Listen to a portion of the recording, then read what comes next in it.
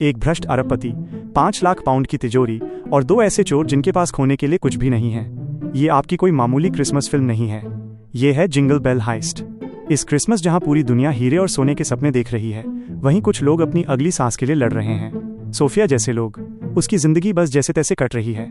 दिन में वो एक थका देने वाली नौकरी करती है और रात में दूसरी नौकरी के लिए भागती है।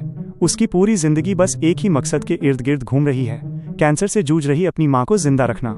अस्पताल के बिल बढ़ते जा रहे हैं, दवाइयाँ महंगी होती जा रही हैं और बेबसी सोफिया को धीरे धीरे उन रास्तों पर ले जा रही है जिनके बारे में उसने कभी सोचा भी नहीं था। जिंदा रहने के लिए वो छोटी मोटी और सोची समझी चोरियां करना शुरू कर देती है। कुछ बड़ा नहीं, बस इतना कि गुजारा हो सके। एक रात वो स्टर्लिंग्स नाम के एक बड़े आलीशान डिपार्टमेंट स्टोर को निशाना बनाती है। एक आम ग्राहक की तरह घुल मिलकर सोफिया चुपके से हीरों से जड़ा एक डॉग कॉलर चुराती है और कुछ कैश अपने बैग में डाल लेती है। उसे लगता है कि वो साफ बच निकली है, पर ऐसा है नहीं।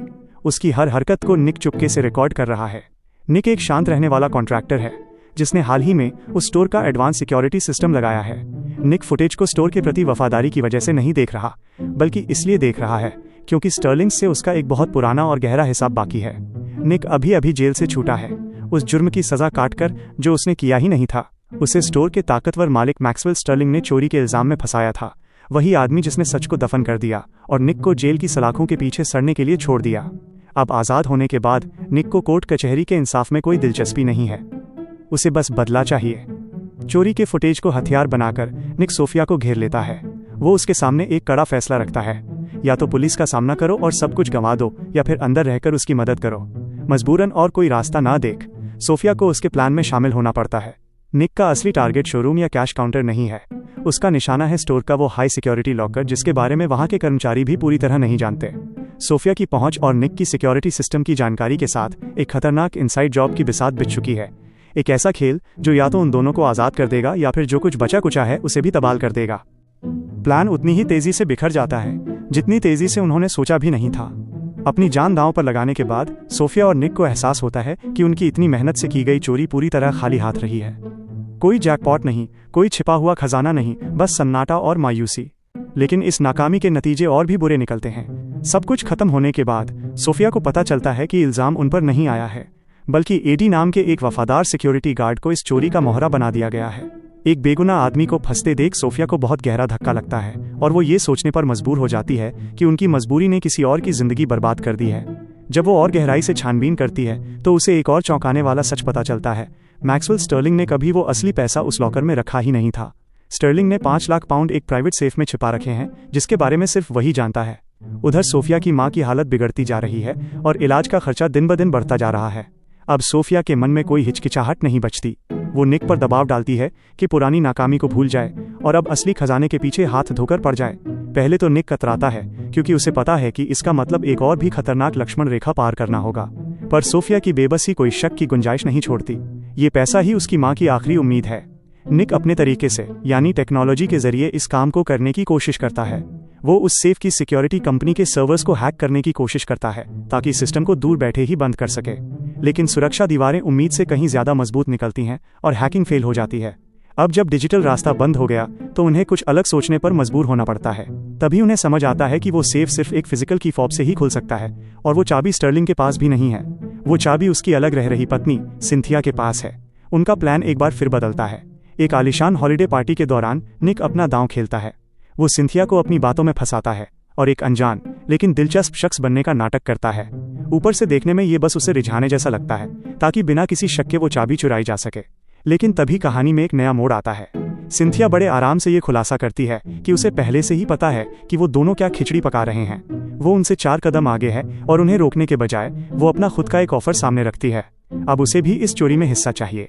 क्रिसमस की पूर्व संध्या, पूरा शहर जश्न में डूबा है और सुरक्षा सबसे कम है। यही वो मौका है जब निक और सोफिया अपनी चाल चलते हैं। त्योहार के शोर शराबे के बीच वो चुपके से मैक्सवेल स्टर्लिंग के प्राइवेट ऑफिस में घुस जाते हैं। हर कदम पर एक अजीब सा तनाव है। वो कमरा बहुत ही साफ और ठंडा है जो उनकी बिखरी हुई जिंदगी से बिल्कुल अलग है। आखिरकार वो उस तिजोरी तक पहुंच ही जाते हैं।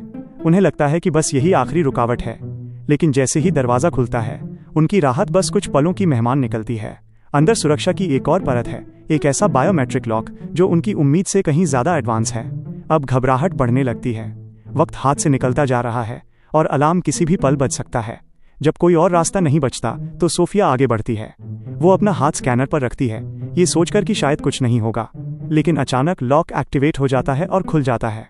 वो दोनों सन्न रह जाते हैं, उन्हें अपनी आंखों पर यकीन नहीं होता। तभी सोफिया उस सच से पर्दा उठाती है जिसे वो अब तक छिपाती आ रही थी। उसका इसलिए काम कर गया क्योंकि मैक्सवेल स्टर्लिंग ही उसका बाप है। वो उसकी नाजायज बेटी है, एक ऐसा राज जिसे स्टर्लिंग ने सालों पहले मिटा दिया था। सोफिया की मां को काम से निकालने और उन दोनों को अकेला छोड़ने के बाद स्टर्लिंग ने अपनी जिम्मेदारी से ऊपर दौलत और शोहरत को चुना और सोफिया से नाता तोड़ लिया। जैसे ही ये हकीकत सामने आती है, ये चोरी अब सिर्फ एक चोरी नहीं रह जाती, ये एक बहुत ही निजी लड़ाई बन जाती है। अब ये सिर्फ पैसों के बारे में नहीं है, ये धोखे, खून के रिश्ते और उस अतीत के बारे में है जिसे स्टर्लिंग ने दफनाने की कोशिश की थी, लेकिन वो उससे कभी पीछा नहीं छुड़ा पाया। जैसे ही निक और सोफिया पैसे लेकर निकलने की तैयारी करते हैं, उनके प्लान में एक आखिरी अड़चन आ जाती है।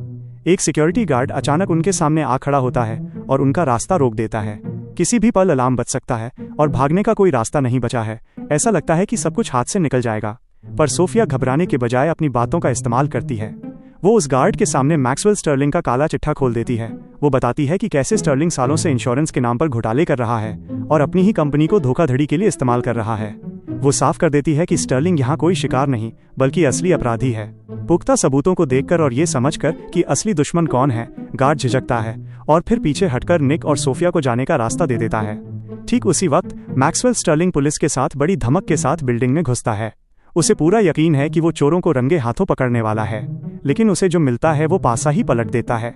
उसकी अपनी ही तिजोरी के अंदर वही सामान मिलता है जो उसने खुद चोरी किया था, जिसे अब उसे फंसाने के लिए वहां बहुत ही चालाकी से रखा गया था। अब सच से मुकरना नामुमकिन हो जाता है। कहानी का ये आखिरी मोड़ दरअसल सिंथिया की चाल थी। उसने बहुत ही खामोशी और सूझबूझ से ये पूरा जाल बुना था ताकि सही वक्त पर स्टर्लिंग का पर्दाफाश हो सके। उसके गिरफ्तार और बदनाम होने के बाद सिंथिया खुद कंपनी की कमान संभालने के लिए तैयार हो जाती है। अपनी इस एक चाल से उसने न केवल सत्ता हासिल की बल्कि सालों से अधूरे उस बदले को भी पूरा किया, निक, एडी और उन सभी कर्मचारियों का बदला जिनके साथ स्टर्लिंग ने गलत किया था। जो एक मजबूरी में की गई चोरी के रूप में शुरू हुआ था, वो इंसाफ की एक मिसाल बनकर खत्म होता है, जहां असली चोर को आखिरकार अपनी करनी की सजा मिलती है। आखिरकार सच सबके सामने आ जाता है और मैक्सवेल स्टर्लिंग गिरफ्तार हो जाता है। उसकी ताकत और रसूख पल भर में मिट्टी में मिल जाते हैं। वो झूठे इल्जाम जिन्होंने कई जिंदगियां बर्बाद कर दी थीं अब हट जाते हैं। निक को आधिकारिक तौर पर बेगुनाह घोषित कर दिया जाता है और एडी का नाम भी साफ हो जाता है। दोनों ही उन गुनाहों के साए से आजाद हो जाते हैं जो उन्होंने कभी किए ही नहीं थे। सिंथिया अपने वादे के मुताबिक सब कुछ ठीक करने के लिए आगे आती है। वो सोफिया और निक को इतने पैसे देती है कि उनकी माली तंगी, फाइनेंशियल स्ट्रगल्स हमेशा के लिए खत्म हो जाए बिना किसी शर्त के। सोफिया के लिए ये राहत बहुत बड़ी होती है। उसकी मां को आखिरकार वो इलाज मिल जाता है जिसकी उसे सख्त जरूरत थी, जिससे उनके ठीक होने की एक असली उम्मीद जागती है। निक की जिंदगी भी पटरी पर लौटने लगती है। रिकॉर्ड साफ होने के बाद वो अपना खुद का एक घर लेता है जो उसकी बेटी के घर के काफी करीब है, ताकि वो उसके साथ अपना रिश्ता फिर से जोड़ सके जिसे वो हमेशा के लिए खो चुका मान रहा था। सालों में पहली बार उसे अपना भविष्य धुंधला नहीं बल्कि साफ नजर आता है। जैसे जैसे ये हंगामा शांत होता है, सोफिया और निक के बीच एक नया रिश्ता पनपने लगता है। जो शुरुआत एक मजबूरी के समझौते से हुई थी, वो धीरे धीरे एक असली जुड़ाव में बदल जाती है। दोनों एक ऐसे रिश्ते की शुरुआत करते हैं जो बेबसी पर नहीं बल्कि भरोसे और समझ पर टिका है। फिल्म का अंत बहुत ही सुकून और शांति के साथ होता है।